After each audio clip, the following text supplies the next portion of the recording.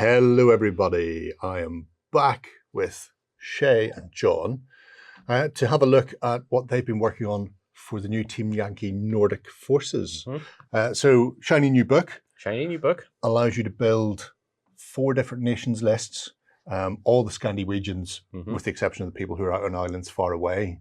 So we've got the Finns, Norwegians, Swedes and Danish, and they've got a whole bundle of tricks in here, including exciting and new things unique to them, like the marksman. Not necessarily. Let's not laugh. Not necessarily too hard. Good or attractive. Oh, it's definitely not attractive. And not every new vehicle can be an S-tank. Let's just put it like that. Yeah. So you've actually made a list for each of the nations. Yeah. So we're going to have a quick chat about them. We won't be going into specifics of points, but all of the lists are 100 points, I believe. Well, we have two 99 points and 2 100s. 3 99s and 1 100. Three. All right. So 1 100 on the nose and 3 99s. Okay. 99s are great. I was going to say exactly the same thing. Just showing our age right now. So we're going to start off with. We're going to start off with the Danish. The Danes over here. There's nothing like a Dane, as we learned from South Pacific. No, and it's also the most attractive stat card. Okay. It's all the red with the white cross. I am dressed for the Danes. You are dressed for the Danes. Yeah, absolutely. No. So the Danes have a very close association with NATO forces, and that's reflected very heavily in their makeup of their units and the type of equipment they run. Because they don't really, they have nothing that is basically homegrown. It's all import mostly. So, for example, we have M113s. Their tanks are Leopard 1s and Centurions. We have a few other things. We have Mercedes G-Wagons as reconnaissance, which is hilarious. I just want to paint them gloss black for some reason. Just have a bunch of G-Wagons running around. Oh, yeah. Doing donuts. So, yeah, exactly. So with that in mind, I kind of went with a infantry heavy but faster tank sort of force because I'm always the one that calls out Battlefront when we don't have enough infantry and stuff. Yeah. Well, so if I didn't have an infantry heavy list, they would. I could imagine the internet getting right on your case. Yeah. So I've broken the army into 3 formations. So our first formation is an armored infantry company, funnily enough. This is a whole 2 armored infantry platoons, all mounted in M113s, with a OP vehicle, an ops vehicle, an observation post, basically for the 113, because this first formation also has M109 howitzers, M109 mobile howitzers as its artillery. Right. So we're taking that observation post just to help that out a little bit more. So that's a good first chunk of the army. Got some infantry in there, which have a bit of anti-tank. We've got some artillery and a bit of observation as well.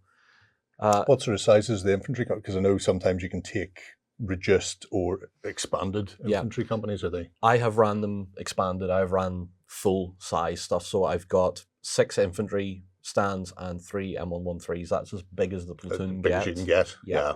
So 2 of those in that company. So next then we have our second formation, which is our tank force. Well, part of our tank force. And this is headed up by Leopard 1s. Because Leopard 1s really are Centurion, but better. There's no 2 ways about it. When you look at the cards, you go Centurion's good, but Leopard 1's just flat out better because it's faster. It's a little less armored, same gun, so same capability pretty much. So we have 1 as our HQ and 3 platoons of 3. So we've got 10 Leopard 1s in the formation. Yeah, that's a solid backbone for any army. Yeah, I thought so. To support that, I've got 3 M113 tow vehicles, so that's the tow anti-tank launcher. It's not like the American ITV, which is a different vehicle. It's just basically an M113 with a dude out the top. shooting away. Shooting from a tow launcher. On top of that, then, I have my Mercedes Jeeps because they're Scout. And Scout is really important, I think, in Team Yankee because it's going to push that deployment zone forward at the start of the game, if I recall Scout right. Yeah. So it's going to let you move stuff up into a position where you really want to be a bit closer.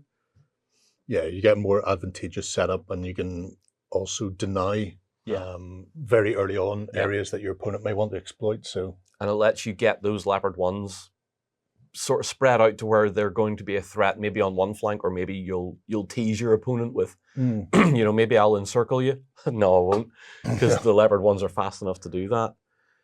Then on top of that, because I could, I took another platoon of infantry and M113s in that formation. So that's another 6 infantry stands and another 3 M113s. So you're rocking 3 infantry platoons, 3 which is so far, which is great for objective securing, and also more importantly, great for digging out infantry off. No air. What do you do if your opponent comes at you with all the big flying buses? It's fine because all the leopards have their little AA machine gun. Oh well, I suppose you've got 10 of them kicking around. I know this list as a whole is going to be a little weak against aircraft. But I find aircraft are kind of you'll probably come up with it as well, like a bit of hit and miss. Absolutely, aircraft is either completely useless or breaks it. Pretty much. And when we get to the Swedish, we'll talk about that in more detail. So that's my second formation. So my third formation is, well, it's me, so there's more tanks in it.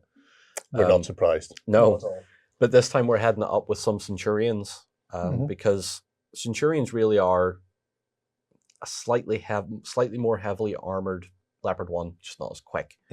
I wanted the Centurions in here because I wanted to, more than anything, I wanted to add a bit of flavor to it. I wanted to have the army feel like it's that conglomeration of stuff that they've been using up to this certain point. Then the war's kicked off and they've went, right, activate everything. So we've got 1 Centurion as our HQ and 2 platoons of 3. So we have another 7 tanks on the field. So we're rocking 17. 17 armoured vehicles kicking around and doing the Lord's own work. Yep. All with the same gun. So they're weak against the newer, heavier Soviet stuff. And if you're playing against a NATO force, you're going to be at a disadvantage against the likes of Challengers and the later Abrams and stuff. But then with the likes of the Leopards, you potentially can get around the flank and aim for the weaker armour on the side/rear. There's always that quote from the movie Patton, grab him by the nose and kick him in the ass sort of thing. Yes. I want the Centurions to grab you by the nose and the Leopards to kick you in the ass sort of thing. Definitely I do. How much do you save by not going Centurion? I know we're not talking points, but are you getting a substantial reduction in price? There's very little. It's very little in it. There's very little in it. Yeah. So on top of those Centurions, we've got another infantry platoon because again, why not? Up to 4 now. Yeah. So we're up. Yeah. Oh, Gerry, this is only just the start of it, my friend. This is only just started. Right, And then as support for them, I've taken 1 platoon of M106 mortars, 120mm mortars. Okay. Just because I need a little bit. If the M109s can't do it, maybe the mortars will help. Maybe the mortars will do the job instead then, yeah. Because the mortars are the 120s. They're going to be fine against infantry. Where you could use the M109s to really sort of hammer maybe more armored forces or embarked infantry in BMPs and stuff like that. Yeah. They're going to be able to slow that down a little bit and let you do that sort of grab and punch kind of move. So that's the Danish. They come up to 99 points. And I think you've got a lot of models on the table. You've got a lot of infantry. Yes. You've got a good bit of mobility and some artillery. Yeah. I mean, 24 stands of infantry by themselves should give people pause for thought at the best of times. Yeah. Because as anybody knows, infantry, especially dug-in infantry or infantry in buildings, they're like ticks on a dog. It's just so difficult to get them out, especially if they're protecting an objective. Yeah. I think that's people sometimes gloss over infantry in favor of shiny big tanks going broom broom, and then discover that their opponent is just going to score all the objectives because they don't have enough there to get them out. And sometimes you just need to push people into an assault and remove them from the equation. Although that being said, you've enough mortar and artillery in there that you can probably soften up most infantry before you go. I reckon so. I reckon if I'm using my artillery to focus on some enemy infantry and then assaulting it with my own, getting those M113s up and debussing into it, I think would make a very interesting fight. Because the Leopards and the Centurions really just need to focus on any enemy armor and harass it. If they can't destroy it, at least harass it. Yeah. Always try to get onto the sides and the rear of something so that your opponent is going, I might lose this, but I need my tank for something later on, so I need to engage this threat. So, yeah, just to get a shot of it. Yeah. Okay. Interesting stuff from the Danes. Yeah. We're going to take a look at the Finns, though. Yes, we are. And what have you done? Because the Finns are, as we talked briefly about, John and myself, when we were looking at the new plastics, the Finns have a much more eclectic mix of bits and pieces in their forces, from Soviet through to Western and NATO sort of standard and anything in between. Really. Marksman, and we all laugh. We all raucous laugh. Yeah, the Finns are interesting. Their main force is Soviet. It's old school Soviet stuff. You got T-55s in there. You have their version of the T-72, the upgraded version, which is kind of nice, which is in this list. So yeah, so we'll start off T-72 FM2 company, 4 of them. Little spearhead of decent tanks, which I think you kind of need in this. Yeah. Because you're basically playing a Soviet list. Okay. That's what the Finns boil down to. They're Soviets with, you can bring some NATO stuff. Okay. That's about it. So we got that, all them, 4 of them. We've then got a T-55 company, T-55M, their version of the T-55. We've got 13 of them. That'll make John happy. Yeah, because why not? So it's not quite T-55 spam, but but it's enough to make you worry. But you're already sitting on 17 tanks. Yep. So you're already matching the Danes. Yep. Where you go from here then, son? The problem with the Finnish is that's quite expensive, those tanks. Right, okay. And their infantry is, I think we would say, the worst of the Nordic forces. Yeah, I would say possibly level with the Swedish. Yeah. I think, but we'll get to that. Yeah. So I've got one, I don't know how to pronounce that, Yakara. Could be. I looked at Finnish once, and they do some fantastic tongue twisters. Anybody who hasn't Googled Finnish tongue twisters on YouTube, you should do so. But yeah. So we've got one full Yakara company, so it's 4 BMPs full of infantry. Okay. It's like 8 infantry stands or Mm. something like that. It's not very many. It's really, really small, which is a big problem. And that's all the infantry we've got on this list. Oh, wow. Mm. Yes, it's very expensive, that Yakara company. Yeah. It's quite expensive as well, and it's not really worth it. But Team Yankee, you need infantry. Yeah. You really do need infantry in Team Yankee to win. We've then got in support, we've got a BMP2 scout company, because like John said, scouting is so important in Team Yankee. Being able to push your line forward right off the bat is fantastic. I had a few points left over, not enough to bring another Yakara company, unfortunately. So I was like, we need a bit of anti-aircraft in there, because tank machine guns can do so much work. Yeah. But if your opponent has aircraft, you're screwed. We've then got 3 Carnations in there as well for artillery. Very good artillery, which is nice, but that's it.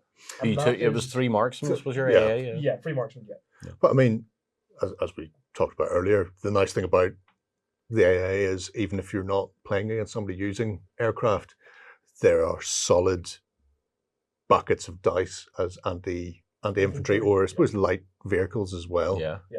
They will pack a punch. So 3 of those, 15 odd dice, was it? Something like that. Something like that, Yeah, yeah. it's 5 shots. Halted rate of fire 5. Yeah, I mean, they're anti-tank 7, so I mean they're dealing with BMP. Oh, yeah. I mean, at that point when they come screaming towards you in the M113, Those M113s. yeah. I mean, you have a chance of stopping maybe the first wave, not the second, third, or fourth, mind you. But, not at all. No, but, not a chance. Here's hoping. And the Carnation artillery then packs a bit of a punch. It does. The Carnations are very nice because you can direct fire them as well. Yeah. And their anti-tank is pretty decent. It is for artillery. That's direct fire, yeah. I think everyone in our group that plays Team Yankee looks at Carnations and go, well, it's an auto take. Yeah, exactly. If you can take them, take them, because just firing over open sites like that with the 122 or whatever it is they have, it's going to hurt anyway. Even hitting tanks on top armor with its anti-tank is you're basically guaranteed to kill. Yeah. So they're just amazing. So you are. I'm shocked that something didn't get nixed in favour of slightly more than then.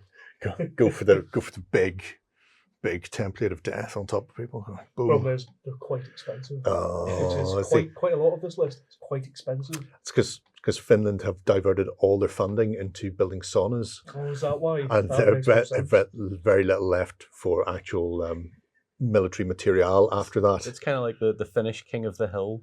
Yeah. I sell saunas and sauna accessories. yeah, it's that type of thing. But is that run as a single formation then, or are you splitting into multiple? It's 1, 2, 3 formations. Okay. 3 formations. The Akara company is a full formation, T55s plus some of the support, and the T72s plus some of the support as well. Because you have that balancing act with formations, which is relatively new to me because they didn't have them so much before in Well, fourth brought did third bring formations in? third. Third used a larger army-wide morale kind of thing. Yeah, it was. If your army broke, it broke. Whereas formations can break. The formation can break individually, and so you're left weighing up. Sometimes having formations is better because if something gets focus fired and removed, you'll lose a small part, but you won't lose your whole force in a brutal go. But then if you stack up too many formations, then you're a bit piecemealy. And you can start to write big chunks in short fashion. So it's a balancing act, and I suppose depending on where you're deploying things and how they're being used, whether they slot into one formation or another is up to you. So that's interesting for the Finns. So yeah, mostly Soviet tank spam. Basically, yeah. You're playing a Soviet list plus the you can bring NATO stuff, which is nice. So the Finnish versions, the FM2s and the Ms, is that up armored or up gunned or a bit of both? Up armored. It's a T72 with a bit more armor. It's got ERA armor on it as well. It's basically the Soviet ERA T72. Okay. Yeah. Same thing. The T55M is basically T55A or whatever it's called, AM. Pretty much, yeah. Okie dokie. So yeah, we're not finished yet though. I get it. So the Swedes. On to the Swedish. This was a very difficult list to build. It's also 99 points. And it's mainly because the Swedish are expensive. They are very expensive. But they do give you that, I'm going to hark back to it, grab them by the nose. And, you know, this army list really sort of hammers that home. It's running 2 formations, and both of them are tank formations. Oh, okay. What a surprise. I mean, I was shocked. I know. It's awful. So the first the first formation is the S-tanks, because the S-tank. They're beautiful. Because they're amazing. Yes. So we have, for the HQ, we have 2 of them, and then we have 2 platoons of 3, so 8. Less than you would imagine I would be running, but 8 looked good to me on paper. Then on top of that, we have 3 RBS 56s, because they have an actual name, but I'm not pronouncing it because to me it literally looks like, do I have it here? What's that? Oh, it's Panzer something. Yeah, the whole name is very long because I have seen it cropping up. JTBG.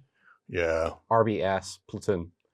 And these, I'm taking them as RBS 56s because that's a Bill missile. And a Bill missile is anti-tank 22, which is very handy. And it's a Jeep.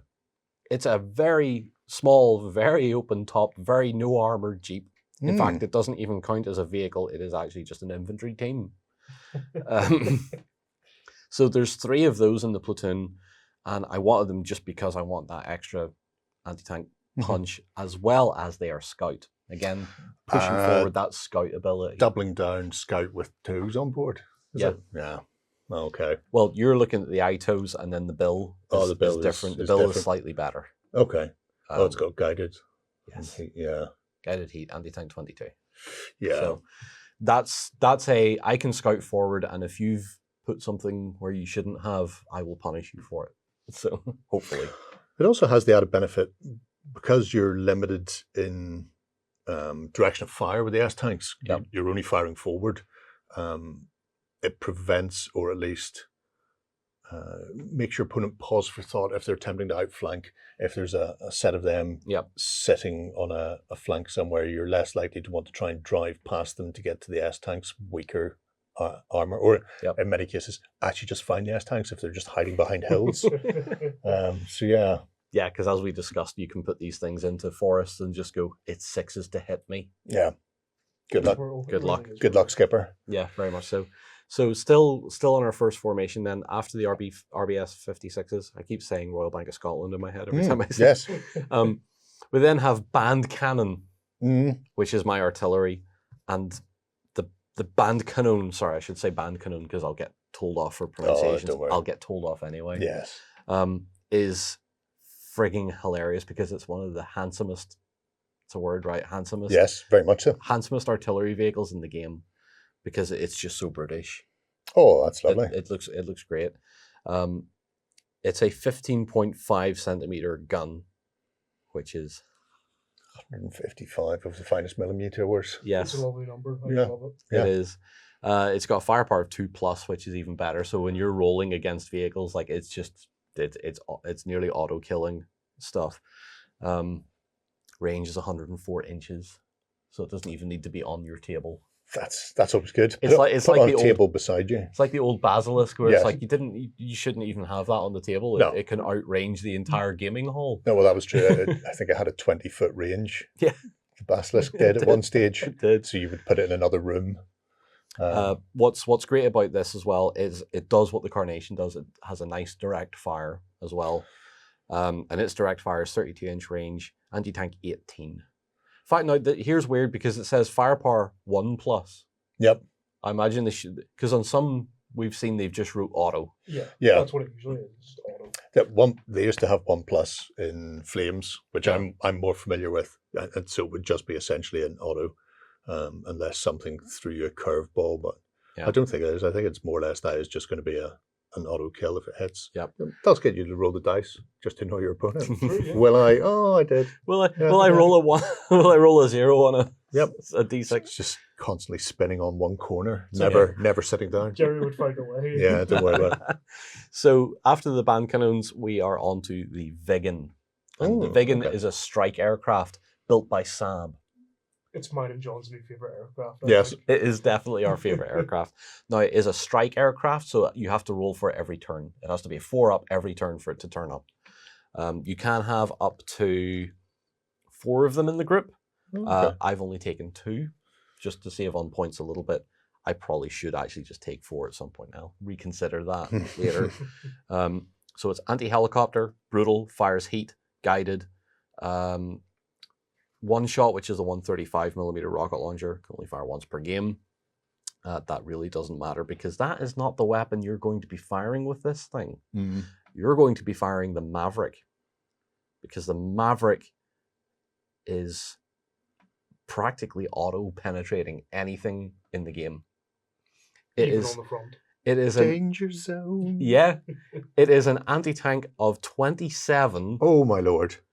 There isn't a tank in the game that has armor that can glance that. Not yet, anyway. No. Firepower of 2+, brutal, guided, and heat.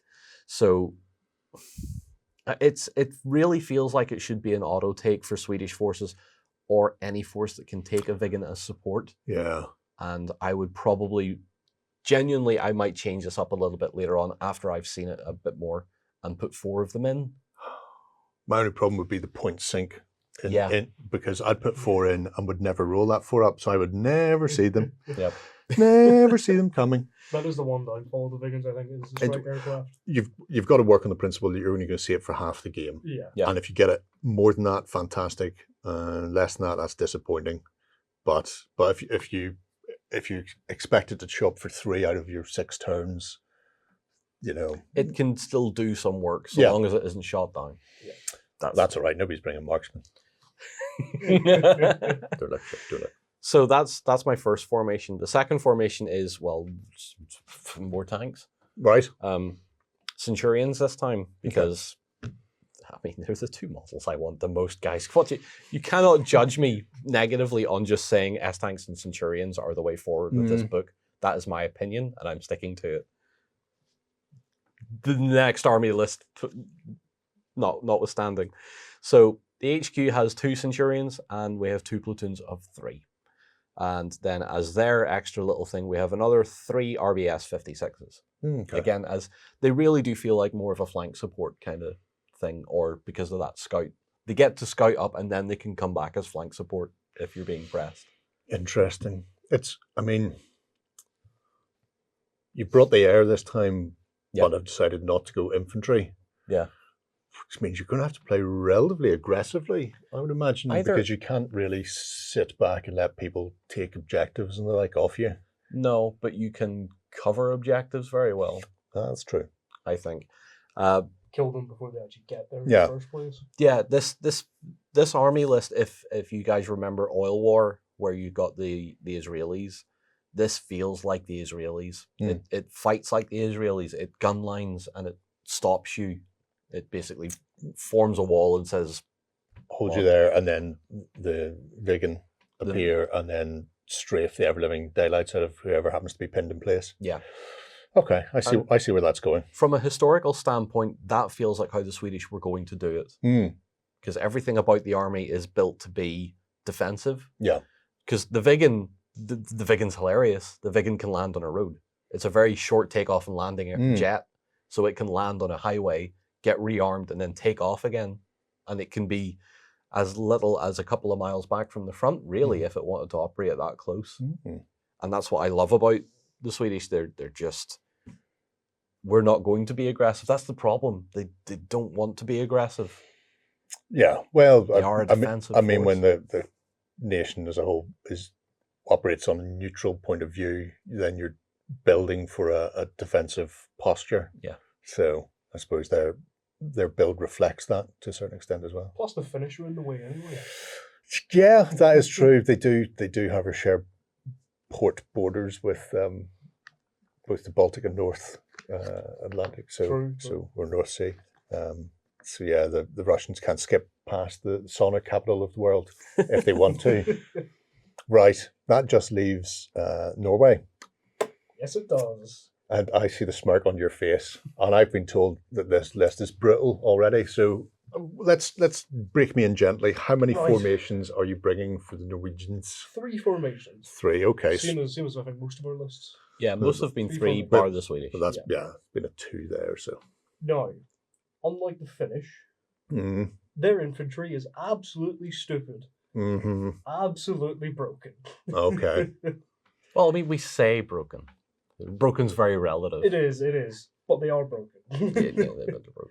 So, it seems that the Norwegians decided to buy a lot of M113s from the Okay. Americans because Right. every personnel carrier they have is a version of an M113, Good. but with different things on it. Sure. Because why wouldn't you? So, first formation, we've got M113 Storm Squadron, which is an infantry with M113s. Okay. Mechanized. Carried Yep. in.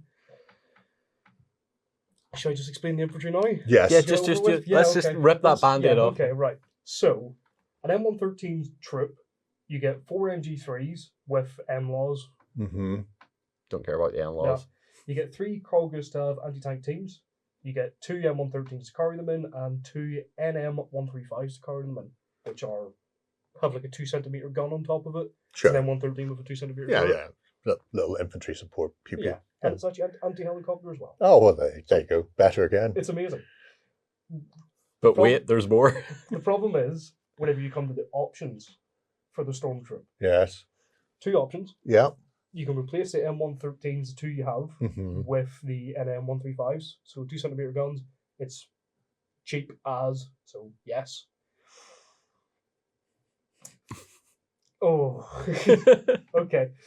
You can, however, replace your 3 Carl Gustav anti-tank guns with Eric's anti-tank missile teams. Okay. Now, the Carl Gustavs, 1 shot, moving and halted, anti-tank 17. Yeah. Nah, Yeah. Good against old school It's all right, Okay. but- Yeah. 3+ firepower. It's fine. It's alright. Does the job. The Eric's. Anti-tank 24. Wow. And you get 3 of them per transport. Wow. How much was that upgrade? 2 points. I know we're not talking points, but I want to know that. 2 points. It's, yeah, that's outrageous. Yeah, it's amazing. We love it. And it is also, it's got thermal imaging, it's guided heat, tandem warhead. It's just there to kill things. It's got all the rules. Everything. It defeats ERA because of tandem warhead. Yeah. So your armor buff because of ERA just disappears. Thermal is Thermal is through smoke, you get 2 dice or something like Yeah. that. I can actually read it. Roll 2 dice for night visibility and choose the highest score. No to hit penalty for night and smoke. Yep. Sure. Why not? So even TEs for the Soviets, Are still being... armor doesn't exist. Yeah. Doesn't matter. You're playing against old school Soviet stuff, it's dead. Yeah. It doesn't matter. You may not even need to take the Erics. You might just take the Congress staff at that point. So Yes. I've got a HQ Yeah. of just one M113. Sure, because you have to. Yeah, Legally. Yeah, literally I have to. I don't have an option. We've then got 3 of these stormtroops Yes. in this formation. The 3 platoons. 3 platoons plus all the options. I there's- see the there's- all options. Yeah. I read that there just in case. So that's 9 Erics missile launchers, which is nice. And all those troop carriers with anti-helicopter Yep. cannons There's on them. 4 of those per, so 4, 8, 12 anti-helicopter/anti-infantry carriers. Yep. Because even worst case scenario, right? You're going up against S-tanks dug in a forest somewhere. So you're hitting on 6s. So those 9 should potentially be 1.5 hits, and those 1.5 hits will be pretty much guaranteed kills. It Yeah. will be kills, yeah. So that's half a tank platoon going a turn, Yep. and that's worst case scenario. Anybody caught with their trousers down crossing a field is just going away in a hail of smoke. Yep. So we are taking the support in that formation, which is the NM135 Scout. Sure. So 3 more anti-infantry/helicopter guns. Yeah, why not? Why not? So we're then just going to duplicate that. Yep. So another M113 Storm Squadron. Great. with- That allows you to take out the other half of that squadron you've just Exactly. killed. So that's That's whole what I squad. Yeah, thought. yeah. Yeah. Yep. So we've got another 9 of the Erics anti-tank things, another M113, all the options. No Scout this time Oh no. because You don't need it. there's You've one already squad. got You've got, Scout. yeah, you've already got It one. doesn't really matter. So yeah, Yeah. you'll be happy to hear that's not the end of the infantry, No. but we do have a tank squadron. Oh, there. there's a tank squadron's got in the way. Yeah, Oh, I know it's awful, isn't it? it's the filling in the infantry sandwich. That's how that is. It's a Leopard 1 tank squadron because, as John said before, Leopard 1s are just they're good. Yeah. They're nice to have. So 2 Leopard 1s in the HQ. We've then got 2 squads of 4 Leopard 1s in the troops. So there's 10 Leopard 1s. Decent enough. In support, we have another M113 troop with all options. Okay. So there's another 3 Erics. Okay. You'll be happy to hear that is the end That is the of end. the Erics. I couldn't fit any more in. Couldn't fit anymore. Not for lack of trying. No, not at That's all. probably the only reason there's not a scout squad in the other unit. It's It like is. if I drop one, can I take another? No, you can't. I They're did- not that cheap. You were correct. I did have another scout squadron that, and I went, "How many points is that?" I didn't take another Erics for that. Never mind. I have a question. Yes, How do you sleep at night? very well actually. Yeah, He's got all the Erics. Surrounded by Erics, Surrounded by yeah. Erics. I feel very safe. Very, very safe. So, yeah, that is fascinating. I mean, 10 armor, great. All the infantry, like I've already said, very difficult to dislodge infantry who are well maintained, and they can stop anything that comes at them. Yep. Possibly the only thing that you might have to worry about is just horde infantry platoons coming to just overwhelm you. But I've got all those you've vehicles. got all those vehicles that will support, and there's a fair chunk of anti-aircraft slammed on the top of some of those things as well. So you've got enough there that will give you a bit of cover if some Vegans come swarming your way. We've got 28 of those NM135s. 20. Sorry, no. 31 because the Oh, Scots. okay. All right. Yeah. But can it engage? I don't think it can engage aircraft. I think it's only anti-helicopter. Yeah. is Ah, the only okay, right. downfall of it. So you're okay if there are buses coming your way. I but think the Norwegian list as it currently sits is weak against artillery and it's weak against strike aircraft or jets. yeah, Anything so that's a something jet. fast coming in. Yeah, but I mean, you're potentially wiping your opponent anyway before they're really Before their getting their aircraft assets actually gets into it. Yeah. like like- we said as well, aircraft is so hit and miss in Team Yeah. Yankee. You know, all of that could do nothing because there's nothing to shoot at. Yeah. Or it could do the Lord's own work. Yeah. You just Yeah. don't know aircraft. It's so Yeah. hit and miss in Team Yankee. It's it's an interesting. But it's 4 interesting lists. Obviously, that one's the worst. You're not allowed to play that ever. I think it goes without saying. There are 2 more things, Gerry. I haven't. Oh, Yeah. you got so caught up in the storm said- squadrons. yeah, I did, Go yeah. on then. There is 4 107mm M106 mortars, All right, so you Which do are have some in a already. transport. Okay, some artillery, and 2 more of the NM195s. yeah. Okay, sure. Sure. Why would there not be? So Okay. 33 of those. So no. Is that what reminded you whenever you were counting them up and going, no, there's only 31. Oh, hang on, I've got extra at the bottom. I'm like, okay. Right. Well, that is all filth. I like the Norwegians. Yep. Well, somebody I has think to. we all do. Yeah. So all of the lists you built have been straight Nordic countries. Yep. But you have the option to add NATO Yes, formations to some of them? We have the options, at least as far as I know. I have it for... in fact, maybe it's the Swedish do get it. So you get one NATO allied formation for that. And that formation means, it's an entire tank company or it's an entire infantry company. I believe the rest of the Nordics get either similar or the same. I think we all get access to a NATO formation, but we also get access to some allied support. So like the Swedish can have Finnish units as support. Vice versa with the Finnish. Yeah, exactly. Good and bad with that. I like that the option is there, but I don't necessarily see the benefit of going off book. The benefit of going off book. Yeah. Because maybe with the Swedish it would be different. The Norwegians stand on their own. The Danish stand on their own. The Finnish more or less. The Finnish could benefit from leopards. Yes, because you could take a Leopard 2 formation with that. Get rid of those T-55s and bring in some actual tanks. Yeah, is what I would do. Yeah, so yeah, I like the option is there, but it doesn't feel like it's really going to add enough. Because if I was running the Swedish with a NATO formation, I wouldn't know what NATO formation to take. Okay. Nearly all the other NATO countries have better infantry, but they're also expensive infantry. Yeah. Which is going to limit my theming of my list towards a Swedish force. I might end up running this first formation that has a bunch of S-tanks in it, and then everything else is British infantry and warriors. It feels like it's going to really water down the theme of the army a little bit. I suppose whenever you're bringing in formations, you're generally bringing them in for reasons. You're bringing in something that is going to be anti-infantry or anti-tank, or you don't have artillery within your list, or you don't have good enough, so you want to bring in a formation that supports or strengthens that. And if most of the lists are capable of standing on their own, I suppose there is that, do I need to?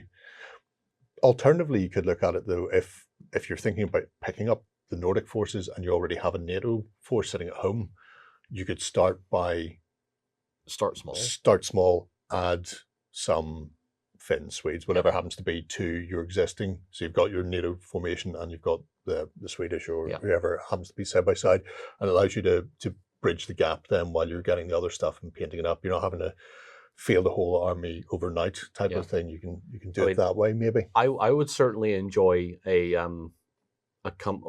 company of S-tanks being supported by a bunch of Challengers with Vigans flying overhead. I mean, that would just be stupid, but I think from the theme aspect of it, I wouldn't necessarily have ones that I would want to pick for.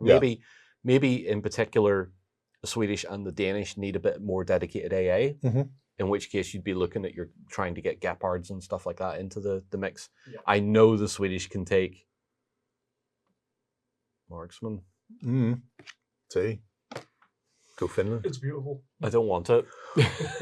Before we shoot on, then I've two questions. Question the first is, how did you decide who was going to build the list for what nation?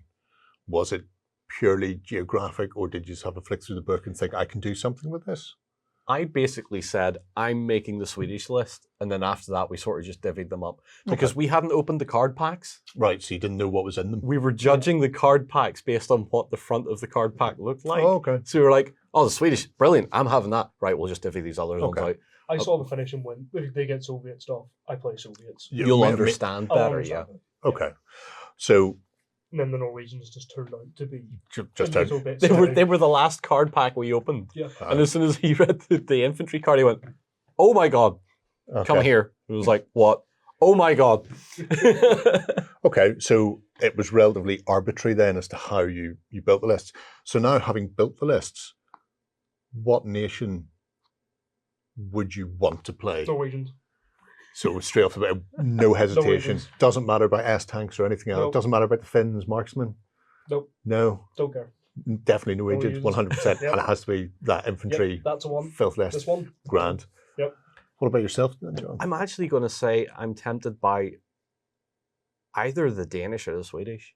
Yeah. Really, like, because the Finnish, well, I do an East German army as one of my other ones. I don't need to sit down for another 14 hours building T-55s. Yes. As much as I love T-55s. And You've been there, done that. Yeah, I've already been there, done that. I don't necessarily want to do it again with a different colour scheme. But I like these two because it gives me Centurion, it gives me S-Tank, it gives me fun stuff that I've not done, stuff I've not built or painted before. That's purely from the hobby aspect. From the gaming aspect, I still want to play the Swedish.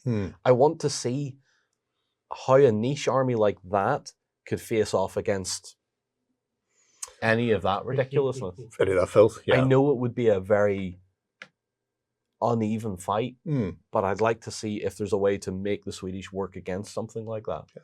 Well, I mean, war is never symmetrical, so asymmetric warfare is the order of the day, even if you're playing what are theoretically the same points equivalent lists. It's how you use it. Yeah. Comes down to, and I would be fascinated to see how the S-Tank actually plays on the tabletop as well. Yeah, because on paper it sounds really interesting. Mm-hmm. I like the fact that you can just gunline it, but is that the only trick it has? It does have that mobility. Yeah. So are you going to be ballsy enough to use that mobility and then set them up somewhere that's really going to annoy your opponent and force them into reacting to you? That's the interesting side of it for me. So there we go. Well, hope you've enjoyed that little glimpse into the workings of John and Shay's mind. He's not right. We're going to leave it there. Let us know what you think below of the lists they've built. If you haven't already checked out the Nordic Forces for Team Yankee, it's definitely one to take a look at because it moves things in a whole other direction from what we've seen previously. We are going to move on and we'll be back again very soon. Bye-bye. Go ahead and check out our other content on screen now. And while you're at it, why not hit subscribe and remember to ding our dong. Go on, you know you want to click it. Go on.